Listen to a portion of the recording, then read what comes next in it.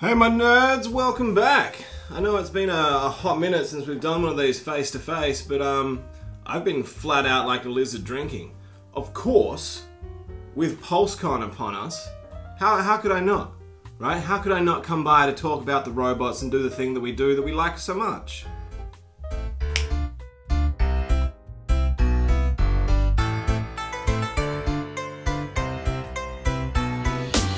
Well, I think first and foremost, we've got to say, well done team on actually managing to keep all of today's reveals under wraps. Like, we knew from leak listings that they were coming, but I don't remember seeing any of these before they were revealed, with the exception of, you know, Breakdown. So, like they said, Legacy is transitioning into Legacy 2.0, whatever the hell they called it. Legacy something, I can't remember. It doesn't matter, it's more toys. What I did like seeing was that poster. That was really cool. I do think in general across the whole lot and Legacy, the approach they've taken with the box art and the styling has been really next level. Like every piece of art associated with Legacy that I peep with me peepers has me like, whoa, I really ought to be doing more art, and particularly Transformers. But there was also a few little Easter eggs sprinkled through. Oh, crumbly through. Crumbly through.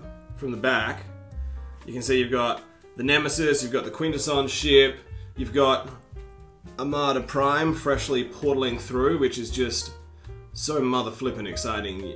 I wonder if it's going to be that like grayscale prototype that we saw a million years ago, or if it's going to be something new. My money's on new so that it works with the play pattern, but I can almost guarantee that he's going to be next year's Commander class figure.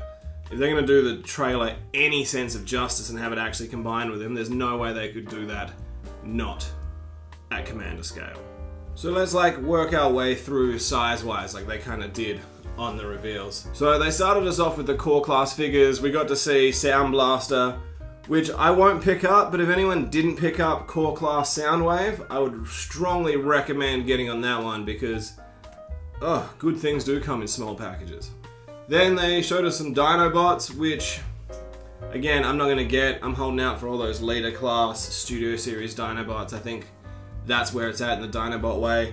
I do think what they are using the core class for quite well is giving you mainline characters and like bigger characters at that smaller price point. So if you've got limited room, or if, I don't know, you're a kid or have kids, I suppose children play with these too, allegedly, then you can still have like your full roster of bots and you're not just left being like, well, I got Wheelie. Where your Wheelie been? I suppose it's pretty nifty that they look a little bit different and that they are going to be able to form Volcanicus, but I'll be honest, on the whole, I'm not a fan of Volcanicus. I don't need my Dinobots to combine, they're already cool enough. It's just a nice point of difference with the Dinobots, right? Not everyone has to combine. One thing that I did think was a little bit interesting was when they were talking about how there's like that 6th Dinobot that they've got to do. So I'm wondering if it's going to be Slash coming into play again, like with Combiner Wars or Titan's Return or whatever the hell those Dinobots came out with. Or is there going to be some new and exciting 6th dinosaur? I kind of hope it's a Pachycephalosaurus. That's my vote. Next, they showed us the deluxe figures for this new wave, this Evo Fusion. I don't know, those Energon weapons, it just didn't really catch. I don't feel like they themselves quite put enough into it to make it something that you really wanted to do. So I'm glad they kind of essentially have, I don't know what, just done that with a little bit of weaponizing and calling it Evo Fusion. As a play pattern and a concept and a phrase, it kind of just makes me think of Full Source. But we got to see Breakdown, which I'm a little bit surprised to find out he's part of next year's assortment, when I would have assumed he was part of Wave 4 of this year's assortment, but apparently we're not really getting a Wave 4. So, I don't know, I guess Wave 1 of next year's stuff will come out a little bit sooner. Either way, it seems like it's going to be a little bit longer for Breakdown than any of us were necessarily expecting. Then we got to see some new stuff which hadn't been spoiled yet, which is fun. I like seeing things for the first time in this format. They've gone to the effort. That effort deserves to be rewarded with genuine reveals, alright? I won't hear any different. So I think, honestly, in this assortment, for me, the winner is Scraphook. That vehicle mode looks incredible, the alt mode looks incredible, he comes apart, he weaponizes, he's not a parts former, because you can get between the two without having to pull him apart, which I know is a big sticking point for a lot of people. Them knowing that we know that they know that we like to army build, I don't think it would hurt if they included a separate head, so you could, you know, buy two and have two different characters. Or, I wouldn't be super surprised if they get all of them out in their regular waves and then they end up doing some kind of Gen Selects box set where they're slightly repainted and you can get all the new ones. I would do that. I don't need to buy heaps of the exact same figure, with the exception of Sharkticons, but I would really happily buy a few variations to build out that Junkion army. That'd be cool. Then, we got to go into the Unicron trilogy a little bit more, with Hotshot.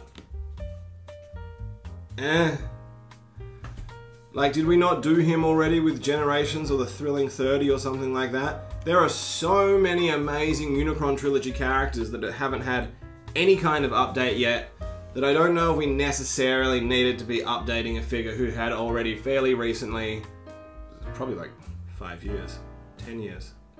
Oh my god. You know what?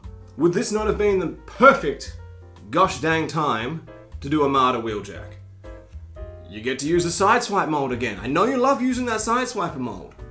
Use it for good. Don't use it for another straight repaint. We're not making a box of Lamborghini crayons.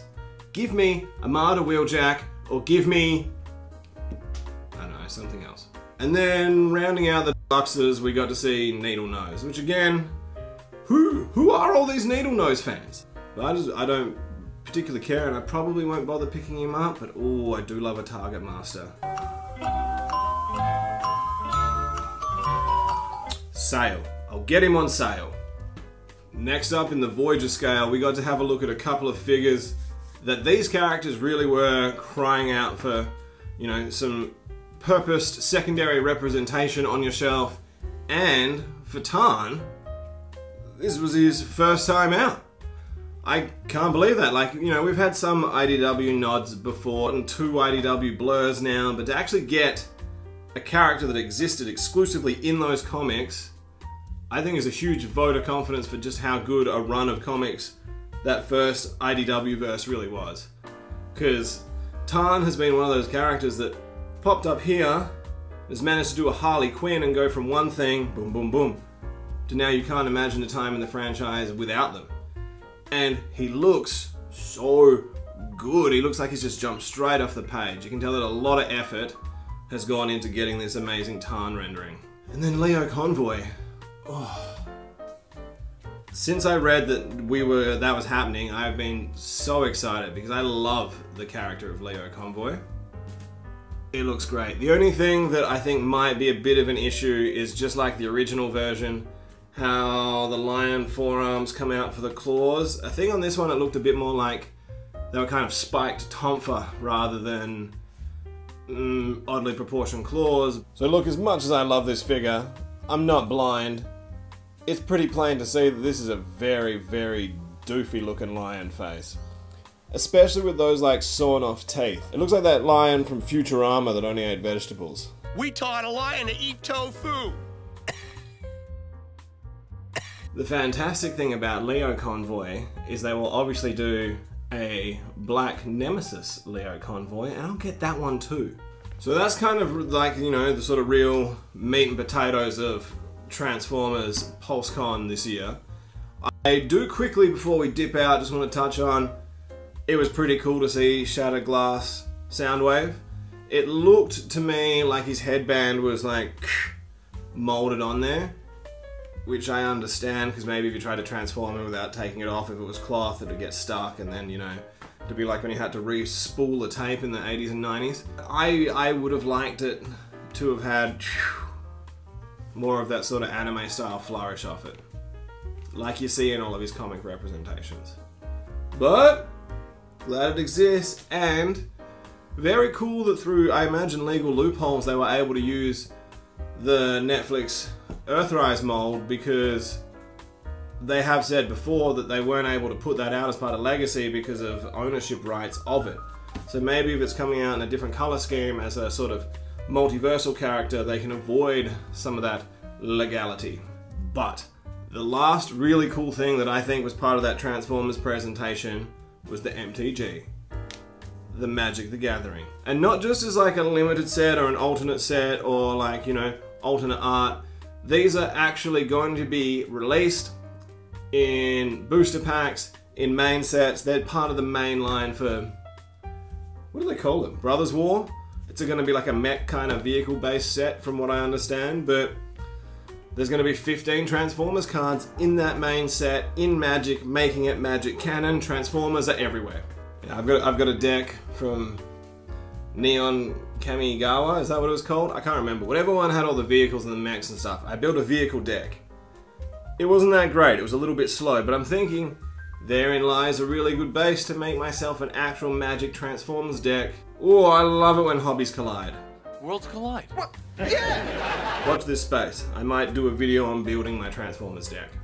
But I also might not. So, that's pretty much a wrap on this one. What did you think? Were you all watching at home? Have you already got a whole bunch of pre-orders placed to get some of these tasty tidbits? I thought this was a really exciting one, and I think Year 2 of Legacy so far is shaping up to be a really strong series. They're really sticking to their guns about dipping into all the different versions of the franchise to pull together any character you want. Multiverse. So hot right now. Multiverse. Thank you so much for watching. I'm sorry it's been so long since we've been able to do one of these. I'll try and do more if time and content and will abounds. If you are the first time here, like, subscribe. What's it hurt? A couple of clicks. You can do it. Do it. If you're already subscribed, thank you so much. Thank you so much for helping the channel grow. Be sure to hit me up in the comments below. Hashtag let's get nerdy with it. I wanna talk to you all about robots. It's what I love about this whole platform, is getting nerdy with y'all. So until then, until the next one, catch.